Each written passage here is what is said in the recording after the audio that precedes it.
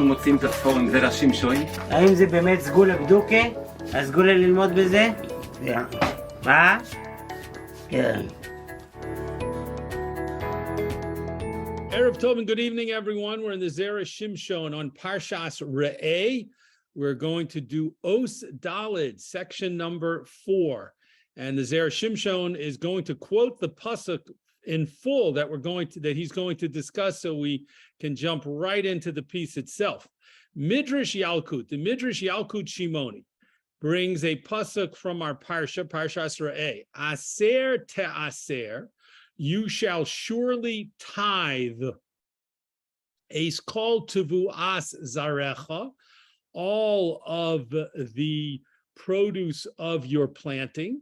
Hayotze hasadeh, that comes out of the field, shana, year by year. So this is a mitzvah in the Torah to give a tenth, to take a tenth of your produce each year and to do certain things with it. The basic mitzvah was to give a tenth of produce to the Leviim. However, there were also 2 years in each 7-year cycle when you gave a tenth to poor people. And so this was the mitzvah of taking a tenth of your produce and Eretz Yisrael and giving it for a good, worthy cause. So the Medrash Yalkut Shimoni comments, Im zechisem, if you merit, sof sha'atem yotzim lizroa hasadeh. In the end, you will be the ones to go out and plant your field.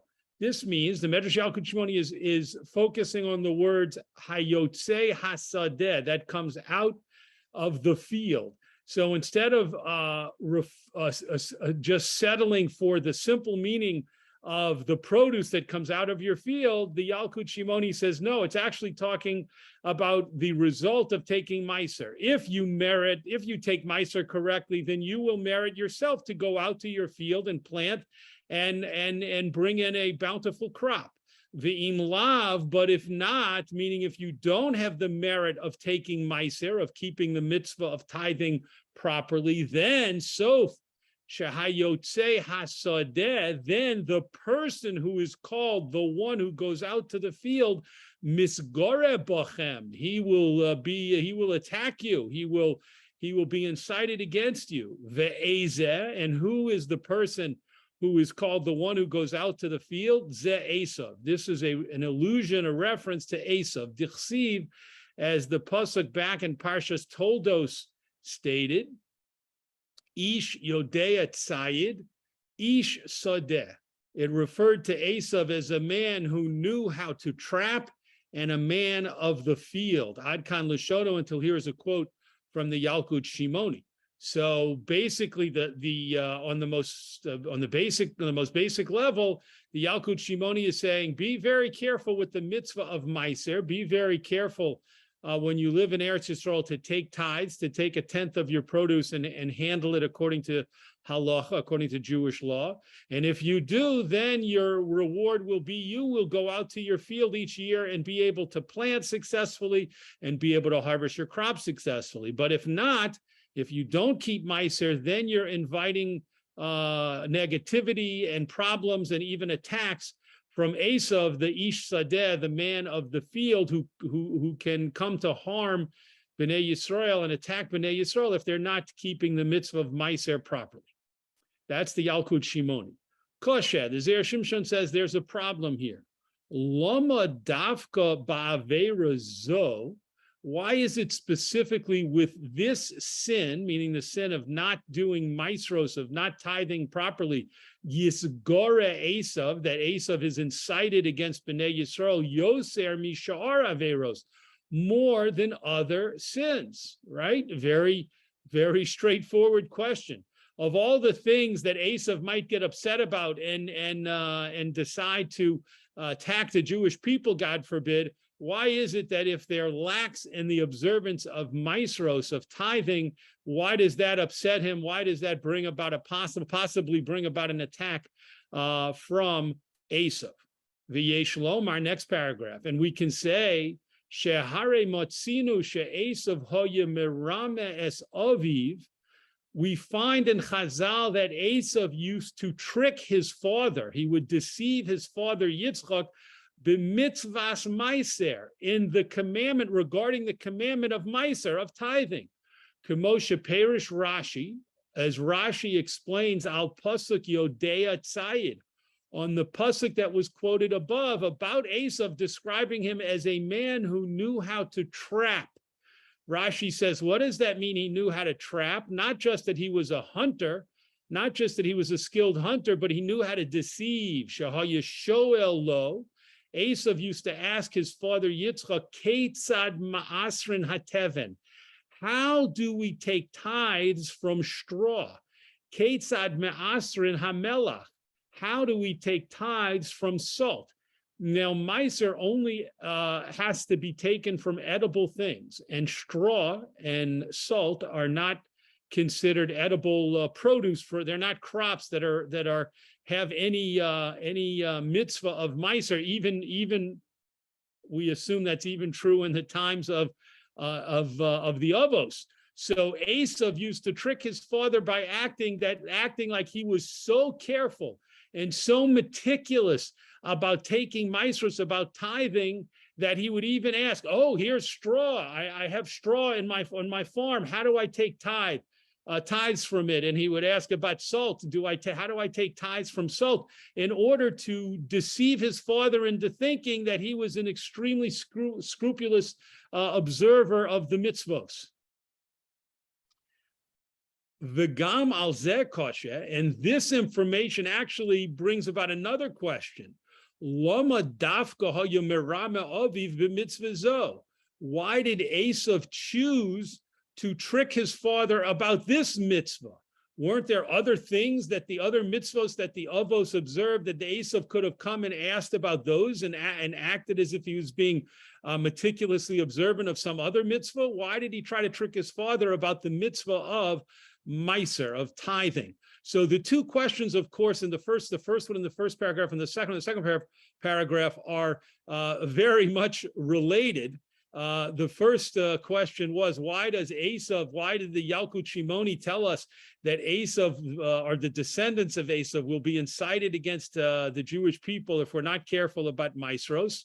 And why does the second statement tell us, why does Chazal teach us that Esav tried to trick his father specifically about the mitzvah of meiser? So let's continue on the top of the next column. V'tzarech lomar, we need to say, shahamatana yoser gedola, the greatest gift, shehivtiach HaKadosh Baruch Hu la'Avraham, that Avraham promised, that HaKadosh Baruch Hu promised to Avraham, the greatest gift, Hayisa was Laseis Levanov Ulizaro Eretz Yisrael, to give to Abraham's children and descendants the gift of the land of Israel. That's the greatest gift, the Zera Shimshon says.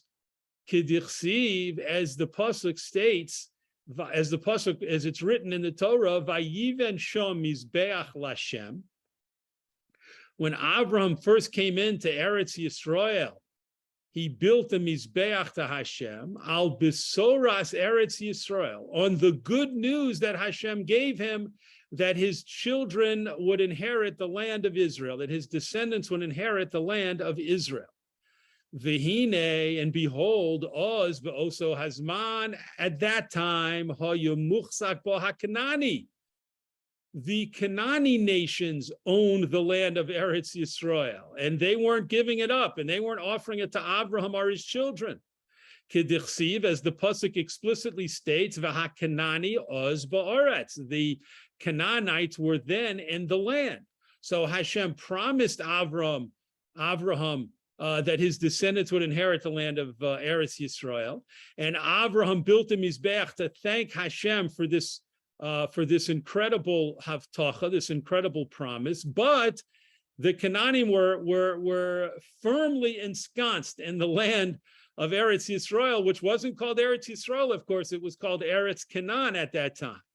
V'HaKadosh Baruch Hu hivticho lehotzio misham.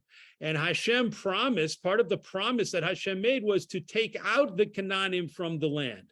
Kemoshe Pirish Rashi, as Rashi explains there, Osid Anila Hachazira. in the future, I'm destined, I'm going to return the land to your descendants, to Abraham's descendants. So even though Abraham couldn't inherit the land himself at that time, and even, or I should say, take control of the land, or even though Abraham's children, Yitzchak, could not take possession of the land, Yaakov could not take possession of the land, the children, the Shvatim, the 12 sons of Yaakov, they could not take possession of the land, and they end up going down to Egypt, of course.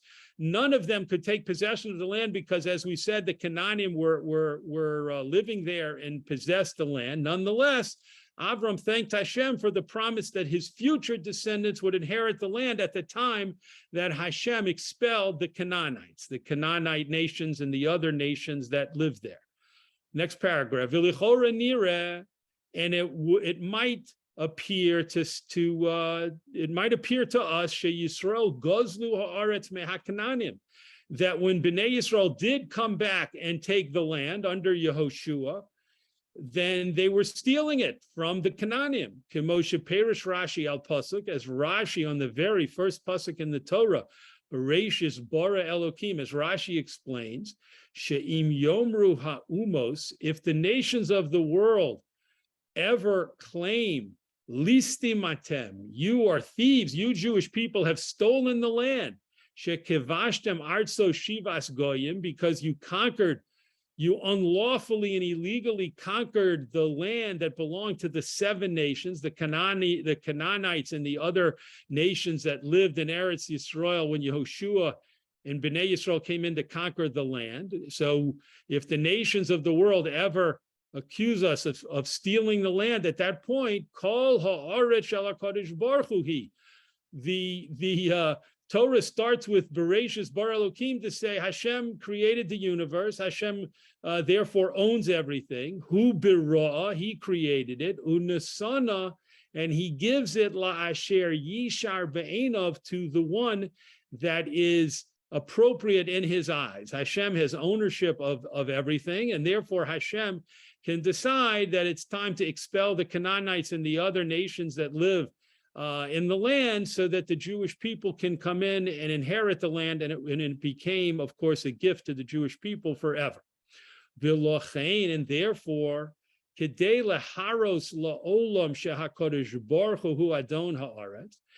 order to demonstrate to the world that Hashem is the master of the land, is the owner, the one who created the world and owns the world, in order to show that, Tziva lonu mitzvahs hamasros, Hashem commanded us to take maasros, to take the tithes from our crops, la'achar shenichnasu la'aretz, after he brought us into the land, after we entered Eretz Yisrael. Shahamasros heim kemo hamas. Tithing the crops, it was like a type of tax, shenosnim lamelech, that are given to the king, kenizkar le'el b'samach, as we previously mentioned close by. There the Zera Shimshon is referring to Os Gimel, section 3, where he talked about this point that maasros, tithing, are like a type of tax. So just like every ruler, every king, every government, it's understood that they have a right to tax the people. So to Meiser, the mitzvah of Meiser, of tithing, is a tax, a 10% tax that Hashem puts on Bnei Yisrael, when they entered the land. Nimtza, next paragraph, we find Shemisha Rotze Lizkos B'matnas Haaretz, that a person who wants to merit the gift of Eretz Yisrael, Tzorich Sheyodeh, that person needs to admit Sheha'aretz hi shel HaKadosh Baruch Hu, that the land belongs to Hashem. If a person, or a nation for that matter, wants to inherit Eretz Yisrael, wants to take possession of Eretz Yisrael, then step 1 in the process is to say, Hashem, all of the world belongs to you. You created it, and it all belongs to you. And it's not just enough to say those words or think those thoughts. The person also needs to obligate himself to bring out each year Meiser, tithe, the 10%. That's the way that we actively demonstrate that the land belongs to Hashem. Because if we think the land doesn't belong to Hashem and it's our land and we're the ones who put in the effort farming the land and growing the crops, then of course we would never give up a 10%. That would be absurd. Why should we give up any percent? Why should we give up any of the crops that we worked so hard to grow on our land? So no, Hashem, the Zera Shimshon says, giving Meiser shows that the farmer understands the land doesn't belong to him. It belongs to Hashem, and it's a gift, and that motivates and inspires him to give Meiser.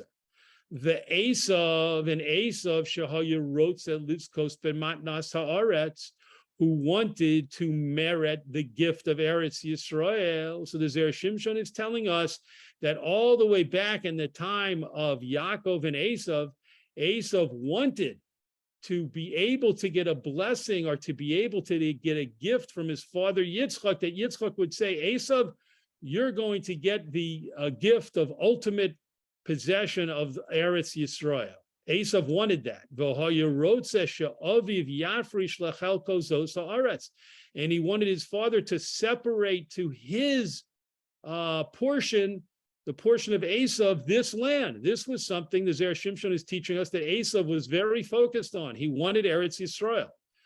Es aviv, and that's why he deceived his father b'mitzvas maser dafka, specifically about the commandment of tithing. So the Zera Shimshon, of course, just answered his second question.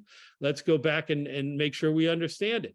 Why did Esav try to deceive his father and show him, look, I'm taking maasros, I'm taking tithes, I'm so meticulous and careful, and I need to know how to take maas even from things that I'm not obligated to take maaser on? Why did he do that? Because Esav understood that the mitzvah of maaser was the way to show belief in that Hashem created the world, and belief that Hashem therefore owned the world and could give the land to whoever he wanted.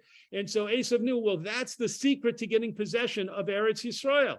That's the secret method. And so therefore I'll try to convince my father Yitzchak Avinu that I'm careful about maasros, and hopefully he will bless me with possession of the land of Eretz Yisrael. Vehine, and behold, kisheberach Yitzchak es Yaakov, when Yitzchak blessed Yaakov, noson lechelko matnas haaretz, he gave to Yaakov Avinu the gift of Eretz Yisrael. Yitzchak chose not to give it to Esav, he gave it to Yaakov. Kemoshe Pirush HaRamban, as the Ramban explained al pasuk, on the pasuk Vayelech el Eretz. This is a pasuk that refers to Esav, and it says that Esav and all of his family and descendants and followers went to a land. They went to a land, Eretz. It doesn't identify what land it was. So the Ramban explains on that pasuk, what the Torah is saying is that Esav understood that when Yaakov returned from his stay with Lavan, and he came back to Eretz, at that time Eretz Canaan, and he came back, he understood that he was going to inherit the land, and so he moved out. He vacated Eretz Yisrael, and he moved out of the land. He did not want to live in a land that would not become his. He only wanted to live in a land that he could own and for future generations and for his descendants. And Esav understood that his father Yitzchak had given the blessing of Eretz Yisrael, the future possession of Eretz Yisrael, to Yaakov and not to him. And that's what the Ramban explains. That's why Esav moved out and left the land of Eretz Canaan. V'ayin sham, look there. V'zehu she'amar lo, and this is what the pasuk says in the bracha that Yitzchak gave to Yaakov. V'yiten lecha ha'elokim, and Hashem will give to you mital hashamayim, from the dew of the heavens, umishmane haaretz, and from the fats of the land. Klomar, this means to say, kol shefa haaretz, all of the flow of blessings of the land, yavo min HaKadosh Baruch Hu, they come from Hashem. The blessings that a person receives when the person lives in Eretz Yisrael, it all comes from Hashem. Umishum hachi ata mechuyev la'aser, and because of this, you're obligated to do the mitzvah of tithing. V'im lo ta'aser, and if you're not careful about the mitzvah of tithing, lo yeh lecha, then the land will not belong to you.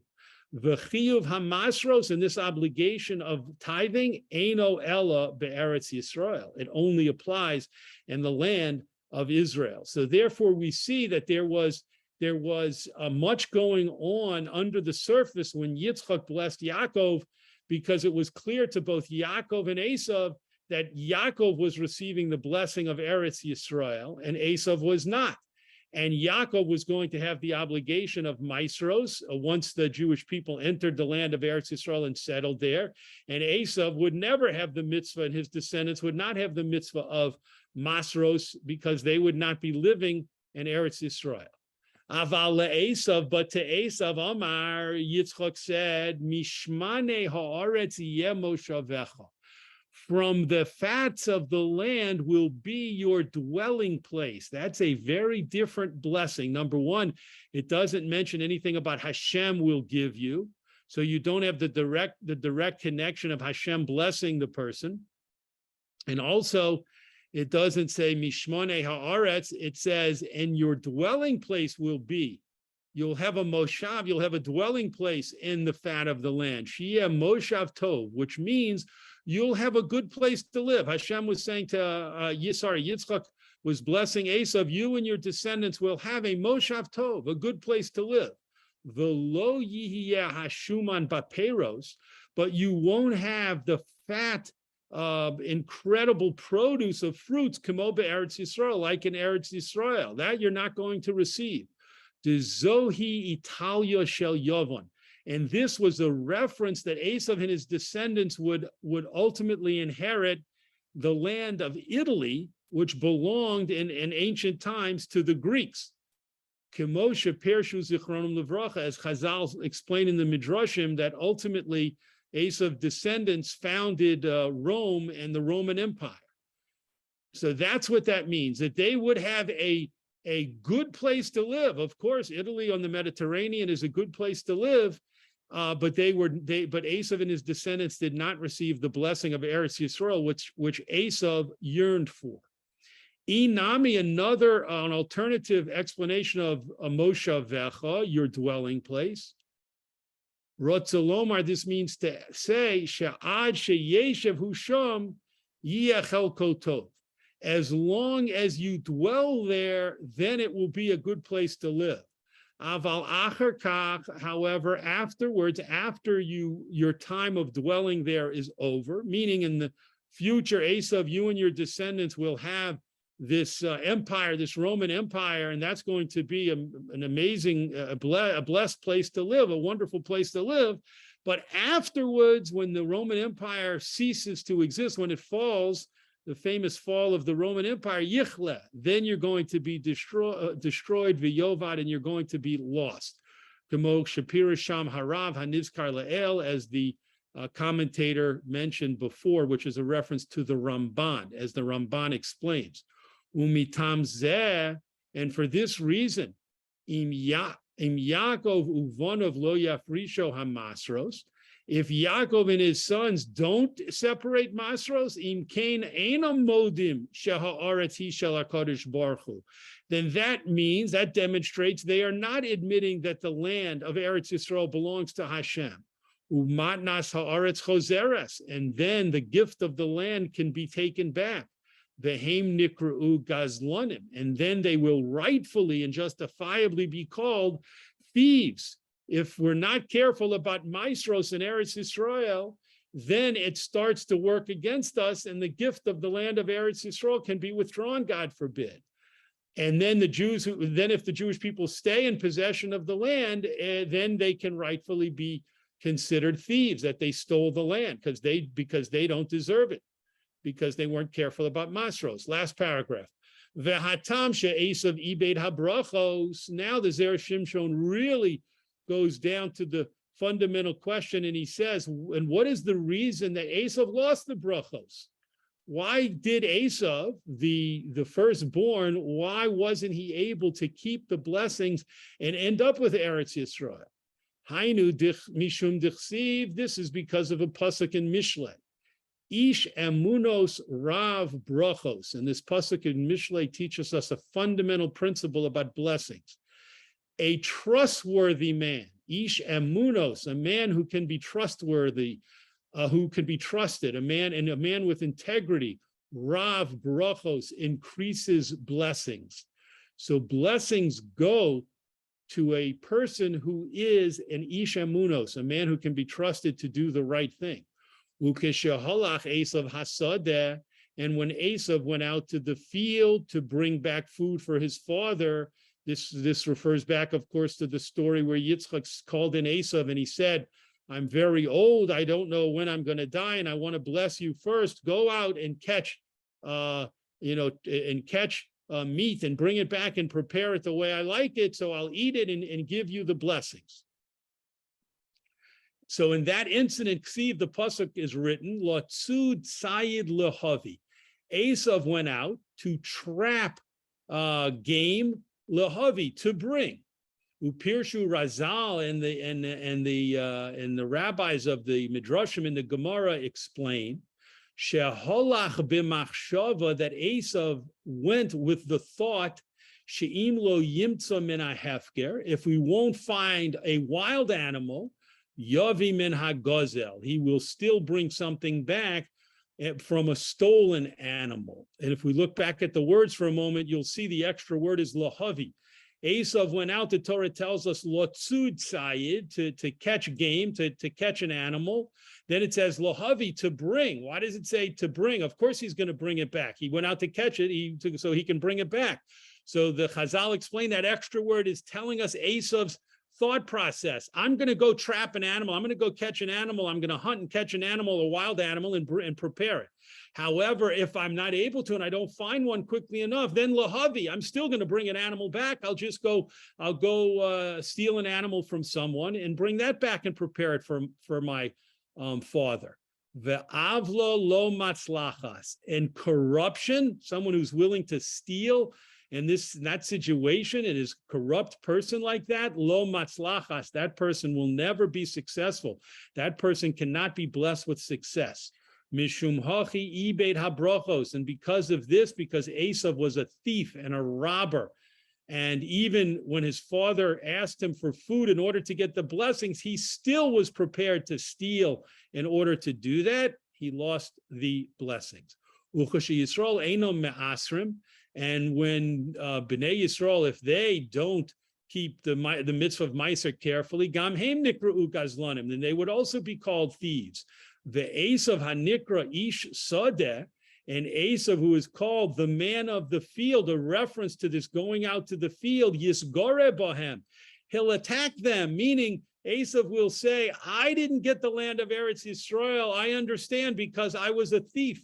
And I was a person who would steal whatever I wanted if I couldn't get it in a different way. And you, Bnei Yisrael, Yaakov, you and your descendants, you're honest people. You're people with integrity. That's why you got Eretz Yisrael. However, if the Jewish people also are considered thieves because they're not careful about the mitzvah of Meiser, they're not careful about the mitzvahs of tithing in Eretz Yisrael, then it's as if they also don't deserve to have the land. And so Esav will come and say, why was it taken away from me? I'm a thief, and you people are considered thieves. The ode, and more so, another pasuk shows why Esav would be upset. Dichsiv, as the pasuk says, and this is part of the bracha that Yitzchak Avinu gave to Esav, v'hoya ka'asher tarid, and when you will be pushed down, meaning when you will be depressed over the fact that you don't deserve to have lost everything you lost to your brother Yaakov and his descendants, ufarakta ulo, you will remove his yoke, me'al tzavorecha, from upon your neck. And Chazal learned that pasuk to say, as Rashi brings down on that pasuk, that when Klal Yisrael doesn't keep the mitzvos properly, that aggrieves Esav. That means Esav is rightfully upset because he says, the only reason Yaakov and his descendants got the blessing and all of the things that they received, that's because they're obligated to do the mitzvos. If they're not doing the mitzvos, then why didn't I get it? Why didn't Esav says, why didn't I and my descendants receive the blessings, including the greatest blessing of Eretz Yisrael? So that explains the connection in the Yalkut Shimoni all the way back in the beginning about taking maasros, and why that's a fundamentally important thing to do in Eretz Yisrael, to show Hashem that we know the land belongs to him, and the only claim we have on Eretz Yisrael is based on his gift to the Jewish people of that chosen land. Yasher koach for everyone joining in the learning tonight, and we look forward to learning Zera Shimshon again on next week's Parsha, God willing.